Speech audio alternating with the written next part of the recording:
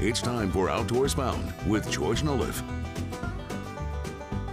Well, Outdoors Bound this morning, and there's a grassroots effort to save a game fish species vital to the economies of nearly every state on the East Coast. And the way it's being done is by acquiring knowledge, and you could be a part of it. Our George Noliff traveled to northern New Jersey to bring us a story that could have a big impact right here in Virginia. There she is, fish on, Johnny, whoever's driving that rod. Sometimes the best way to help save a species is to catch it. Got her. This is what the pursuit of science looks like, but instead of lab coats and microscopes, in this case, it's all-weather gear and fishing rods.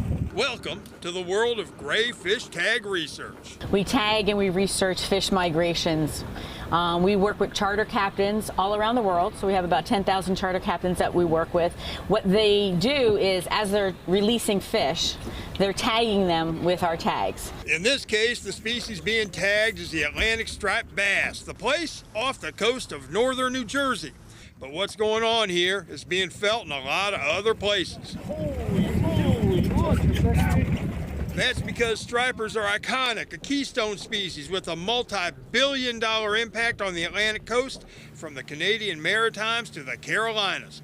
As of late, their numbers are in decline. Fisheries experts say tagging and tracking these fish may be more important now than ever before. So that we could get a better idea of their behavior and migration, but not just because it's static, but because it changes as well. These fish are an important natural resource, not just to recreational anglers, but to everybody, and they're an important aspect of the food chain too. He is 48 and a quarter. To get tags in these fish, you have to catch them. That's where Chuck Manny comes in, one of the top striper sport anglers anywhere. He's pulling eels, trying to get these big fish to go. And now we're just waiting. One's going to hit it, and that board's going to streak back, and hopefully the circle, legally it's a circle hook. Fish on top.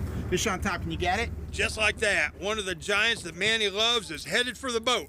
For Manny, it's a passion and a victory for science. The only thing I know is that I don't know, and that's why it's so important to do all this research on these fish, right? Another 440. Once in the boat, things move fast. The fish are weighed and measured, tagged, some with a spaghetti tag to identify it, others with a satellite tag to track precise movement, and then released. Ready, Chuck? Yeah. She's coming too, I think.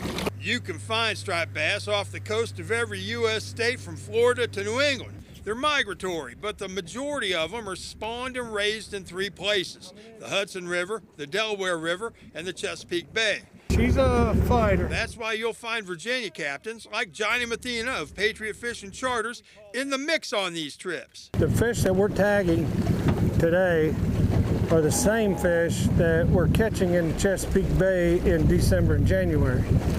So they're a migratory fish, and we are tagging them so we can follow their migration patterns. Here she comes.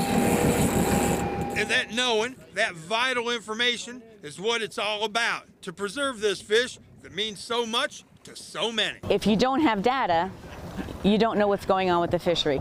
We have actual hands-on data, right? So we have a fish that's tagged right here in Highlands, New Jersey, and it's recovered in Massachusetts. So we get countless recoveries weekly. And if you don't have that information, then how do you know what the fish are actually doing?